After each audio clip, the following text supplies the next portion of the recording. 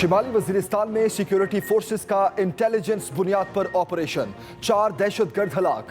ISPR के मुताबिक दहशतगर्दों के साथ फायरिंग तबादले में 4 सिक्योरिटी एहलकार भी शहीद एहलकारों में सिपाही मोहम्मद इस्माइल, मोहम्मद शहबाज यासीन, मोहम्मद रिजवान और राजा वहीद शामिल।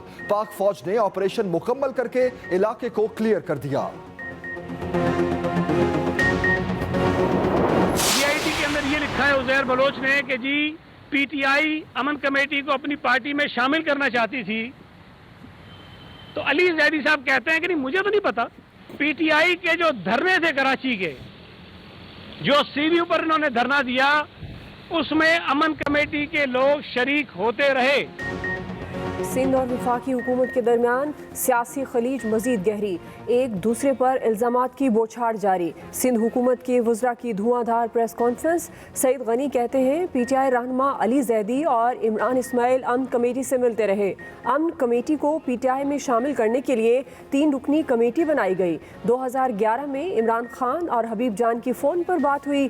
गुफ्तगू में PTI को सपोर्ट करने का कहा गया। जिन PTI वज़रा पर उंगलियां उठी, क्यों उनके खिलाफ कार्रवाई नहीं हो रही?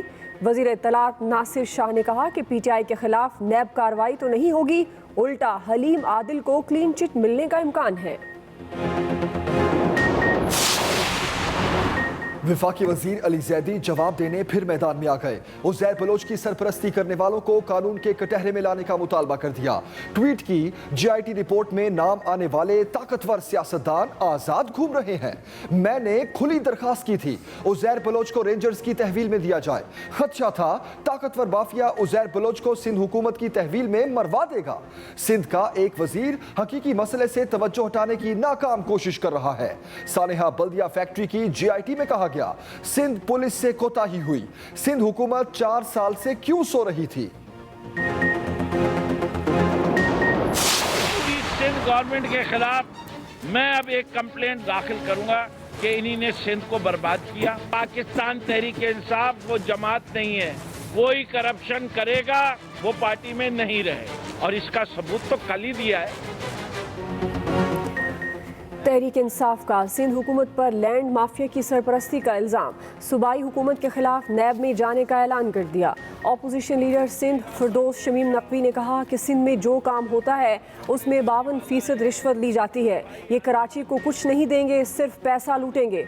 हलीम आदिल का मलीर की ज़मीनों पर कब्ज़ों के हवाले से GIT बनाने का मुतालबा। कहा एंटी करप्शन को मेरे पीछे लगा दिया और मुझे सुल्ताना डाकू बना दिया गया। नैब के कल के केस में मनी लॉन्ड्रिंग का जिक्र नहीं।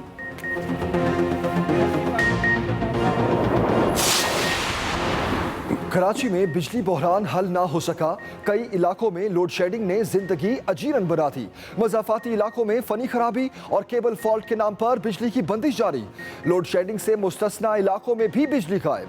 तर्जुमान के इलेक्ट्रिक की तरदीद। कहा लोड शेडिंग से मुस्तस्ना इलाकों में बिजली की बिला तातुल फराहमी जारी है। किसी भी तरह की गैर एलानिया लोड शेडिंग नहीं की जा रही। बिजली चोरी और नुकसानात वाले इलाकों में लोड मैनेजमेंट की जाती रहेगी।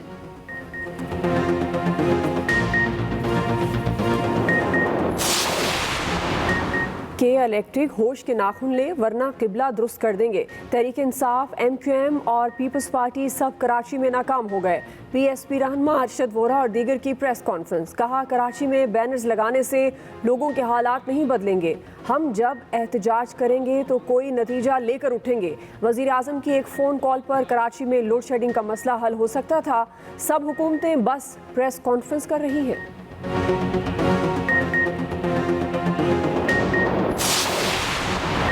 कराची में लोड शेडिंग की वजह फ्यूल की अदम फराहमी नहीं। वजारत तवानाई ने के इलेक्ट्रिक का दावा गलत करार दे दिया। तर्जुमान वजारत तवानाई का कहना है मुल्की पैदावार का 80% फर्नेस ऑयल पेट्रोलियम डिवीजन की मुदाखलत से के इलेक्ट्रिक को मिल रहा है। के इलेक्ट्रिक ने बिजली तकसीम कार सिस्टम में मतलूबा सरमायाकारी नहीं की। के इलेक्ट्रिक के सिस्टम को पीक टाइम में 100 से 200 मेगावाट की कमी का सामना करना पड़ता है।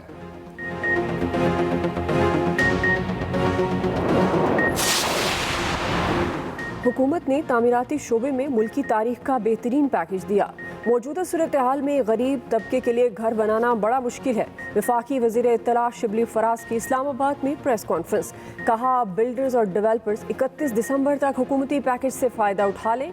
नई पॉलिसी के तहत निजी बैंकों से मकान तामीर करने के लिए कर्जा लिया जा सकेगा। पहले मरहले में 1 लाख सस्ते मकान तामीर किए जाएंगे।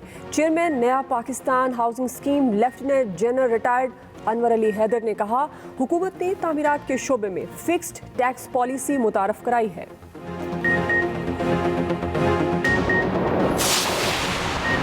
पंजाब में हकीकी तरक्की के सफर का आगाज हो चुका। तरक्की के सफर को रुकने नहीं देंगे। वजीर आला उस्मान बुज़दार की वफाकी वजीर महबूब सुल्तान और अराकीन असम्बली से गुफ्तगू। वजीर आला पंजाब ने कहा माजी में तरक्की नहीं शोबाजी होती थी। साजिशें करने वाले पहले की तरह पीछे रह जाएंगे। कलील मुद्दत में 13 स्पेशल इकोनॉमिक जोन्स और इंडस्ट्रियल स्टेट्स पर काम शुरू हो चुका। उधर पंजाब हुकूमत ने कायदे आजम बिजनेस पार्क शेखुपुरा के इफ्तिताह के लिए वजीर आजम से वक्त मांग लिया। मुल्क में कोरोना वायरस ने मजीद 74 अफराद की जान ले ली। अमवात की मजमूई तादाद 5197 हो गई। 24 घंटों में 2521 नए केसेस रिपोर्ट। मुतासरीन की तादाद 2,48,872 तक जा पहुंची।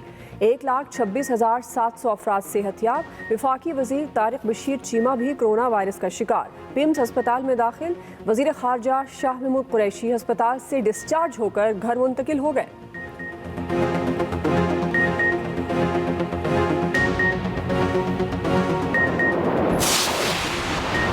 सिंध के मुकाबले में पंजाब ने कोरोना टेस्ट कम किए। कोरोना वबा कम हो रही है ऐसा समझना गलत है।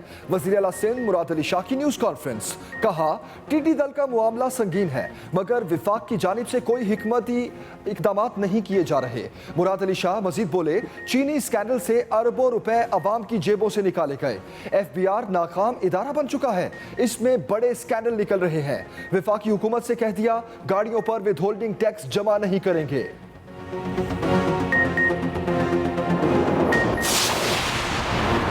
कौमी एयरलाइन का फ़ज़ाई ऑपरेशन बहाली की तरफ गामज़न। PIA ने अंदरूनी मुल्क परवाज़ों में इजाफा कर दिया। तर्जुमान के मुताबिक कराची, लाहौर, इस्लामाबाद, पेशावर और क्वेटा के लिए परवाज़ों में इजाफा किया है। इस्लामाबाद से कराची के दरमियान रोज़ाना 2 परवाज़ें चलेंगी। PIA की मुत्तहिदा अरब इमारात, सऊदी अरब, वस्ती एशियाई रियासतों और इराक़ के लिए खुसूसी परवाज़ें भी जारी हैं।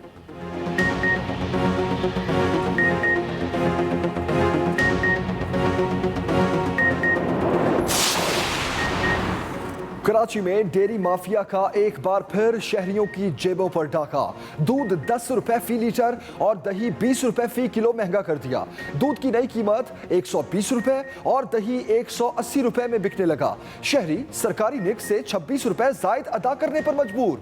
दूध की कीमत में इजाफे पर शहरी इंतजामिया पर फट पड़े। कहा अवाम को गिरा फरोशों के रहमो करम पर छोड़ दिया गया। हैदराबाद में भी दूध की कीमत में 16 रुपए तक अज खुद इजाफा कर दिया गया।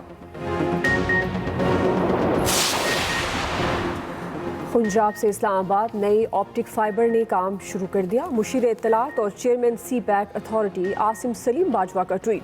कहा अगले मरहले में इस्लामाबाद से कराची और गवादर तक ऑप्टिक फाइबर बिछाई जाएगी।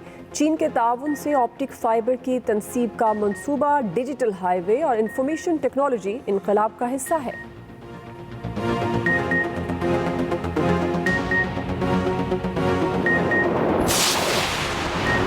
ट्विटर पर हैशटैग कप्तान का बढ़ता हुआ पाकिस्तान टॉप ट्रेंड बन गया। वजीर इत्तलात पंजाब फयाजुल हसन चौहान का ट्वीट।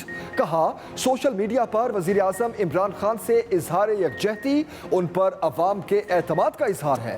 पाकिस्तान के अवाम आज भी वजीर आजम के शाना बशाना खड़े हैं। अवाम मुल्क के मुआशी मसाइल के हल के लिए सिर्फ वजीर आजम इमरान खान से तवक्कुआत वाबस्ता किए हुए हैं।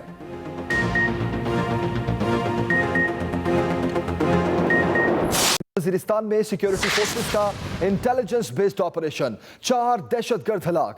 ISPR के मुताबिक दहशतगर्दों के साथ फायरिंग तबादले में 4 सिक्योरिटी एहलकार भी शहीद हुए। शहीद एहलकारों में सिपाही मोहम्मद इस्माइल, मोहम्मद शहबाज यासीन, मोहम्मद रिजवान और राजा वहीद शामिल। पाक फौज ने ऑपरेशन मुकम्मल करके इलाके को क्लियर कर दिया। हम खबर दे रहे हैं आपको शिमाली वज़ीरिस्तान में सिक्योरिटी फोर्सेस का इंटेलिजेंस बुनियाद पर ऑपरेशन, 4 दहशत दहशतगर्द हलाक।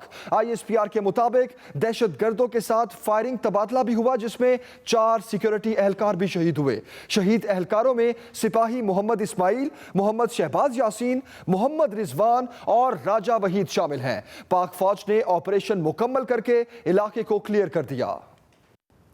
आगे बढ़ते हैं, एक और अहम खबर दें आपको। सिंध हुकूमत का PTI पर लियारी अमन कमेटी से राब्तों का इल्जाम। PTI रहनुमा अली जैदी और इमरान इस्माइल अमन कमेटी से मिलते रहे। अमन कमेटी को PTI में शामिल करने के लिए 3 रुकनी कमेटी बनाई गई। सूबाई वजीर सईद गनी की न्यूज कॉन्फ्रेंस। कहा 2011 में इमरान खान और हबीब जान की फोन पर बात हुई। गुफ्तगू में PTI को सपोर्ट करने का कहा गया। अमन कमेटी के हबीब जान ने तस्लीम किया कि PTI में शामिल हुआ।